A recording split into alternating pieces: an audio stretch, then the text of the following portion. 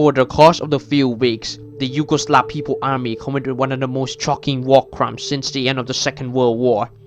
Between 11th of July to 22nd of July 1995, claiming the life of 8,372 men and boys, and these victims were horrifically mutilated and became as a pig food. The cruelty that we know, the killings of the Bosnian men and boys, was quite popular with some officers. The Srebrenica Massacre was quite unremembered. Perhaps it was due to what happened in Europe in the 90s that didn't have conflict or war since the end of the Cold War, or perhaps because the Serbian government refused to apologize or ignored that these atrocities happened. We will talk about how these atrocities began with the backgrounds of it.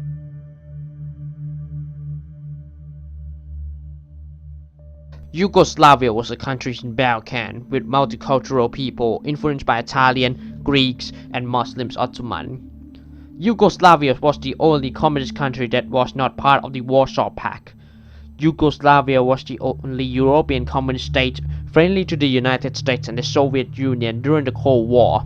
However, following the collapse of the Soviet Union, then President Slobodan Milosevic declared on TV to tell what next for Yugoslavia: peace or war. But however, many Yugoslavians chose war over peace, making Europe the most brutal conflict in history since the end of the Second World War. 1 year later, the Bosnian War began. That war made many Serbs, Croats, and Bosnians grab the AK-47, radicalized by hate, and killed each other, turning Bosnia into hell on earth and making Sarajevo's collapse. There were rumors that the Serbian magazines portrayed Arcane Tiger, a notorious Yugoslav gangster who had a connection with the Russian mafia in East Germany and the Colombian cartel in the 70s and 80s, portrayed him as a hero of Serbia, especially since many people didn't know about his role in the Bosnian War. Still, the propaganda described him as a hero in the fight against the uncivilized Bosnians, with many magazines portraying the Bosnians as pigs and the Nazis corroborator.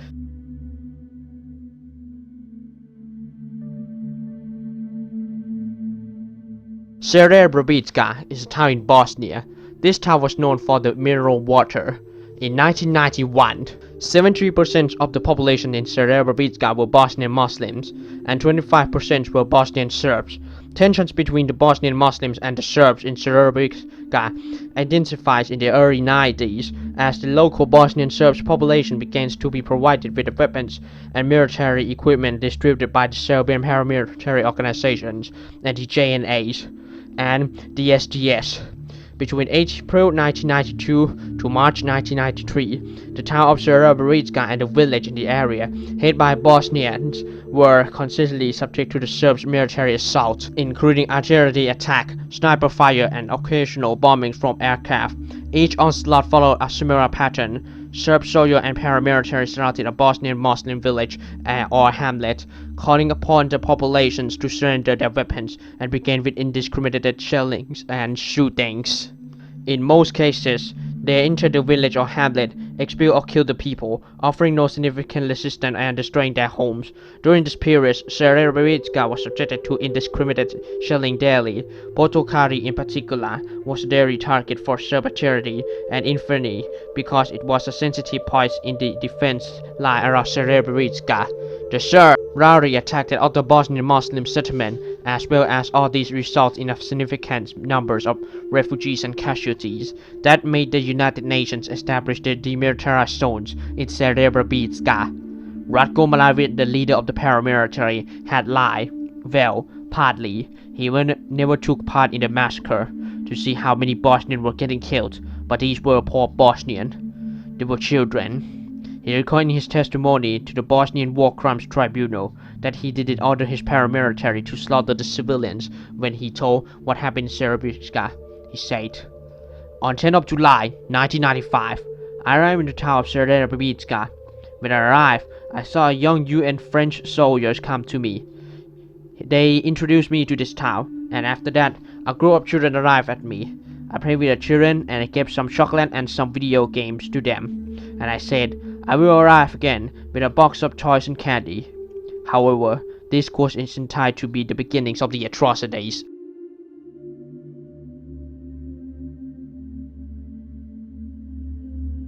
By the evening of 11th of July 1995, approximately 20,000 to 25,000 Bosnian refugees from Srebrenica were gained in Potokari, seeking protection within the UNPROFOR Dutch-backed headquarters. Several thousand had presented in the compounds, while the rest were spread throughout the neighboring factories and fields. Although the vast majority were women, children, and the elderly or disabled, 63 witnesses estimated that there were at least 300 men inside the premises of the UNPROFOR compound, and between 600 and 900 men in the crowd outside. They reported that Serbian soldiers committed massacres against the Bosnian men and boys. Some executions were carried out at the night under arc light, and bulldozers then pushed the bodies into mass graves. Some were buried alive. He also heard testimony describing forced killing and torturing refugees as well. Streets littered with corpses and blood. People committed suicide to avoid having their nose, lips, and ears chopped off, and the adults were forced to watch the soldiers kill their child. One survivor said that he saw the soldiers murder his parent. Not only the horrific killing, some soldiers were also committed a series of sexual assaults against Bosnian women. These were widespread, and some Serbian soldiers executed the woman to death with a rock. According to one of the Russian journalists who traveled to Srebrenica, quote, horrific. American photojournalist Ron Hawiv went to Srebrenica and saw lots of horrors, including widows crying, and this was a reaction of the internationals to the Srebrenica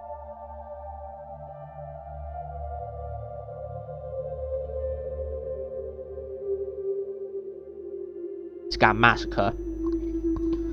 Following the date on the court on 21st of November 1995, a tribunal against the perpetrators began.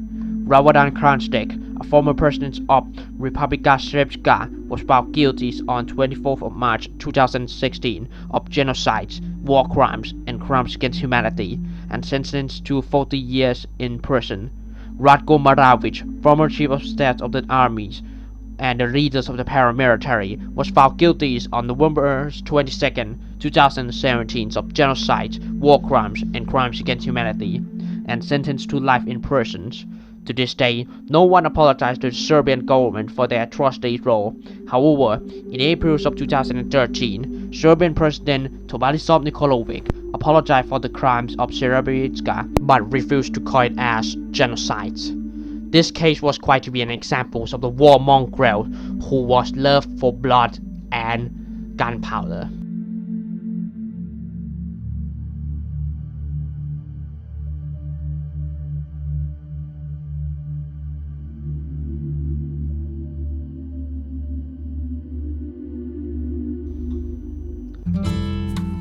Especially, I apologize about that. However, about that, this video was, I am apologize about it because Wildside didn't came here today. Why to be known about that he have been busy. Eventually, I will make this video with a featurings of the Wildside, one of my favorite channels of the YouTube. However, about that, he refused to do that. But especially in July and August, I will update something. In July, I will making the notorious stories of Klaus Barbie. Especially, I will make this video about him on the 9th of July 2022, and I will explain his personality too. Eventually, about that, I will making some of the quite to be a forgotten revolution history. Eventually, after I made the videos about Klaus Barbie, I will make the videos about the Kent State Massacre, and eventually, I will make the videos about one of the most forgotten revolution in history, the Nicaraguan Revolution. This is quite to be the most interesting revolution that I ever heard of. Eventually, many people didn't know about the revolution, and especially about that, I will plan to make some videos about the forgotten revolution or conflict, and eventually, I will make the Klaus Barbie episode with quite to be known about that I will make it in longer, like a style documentary. And thank you for watching. If you like this video, please like, share, and subscribe to the Heart of Darkness. And if some parts was inaccurate, I will apologize about that. And thank you for watching.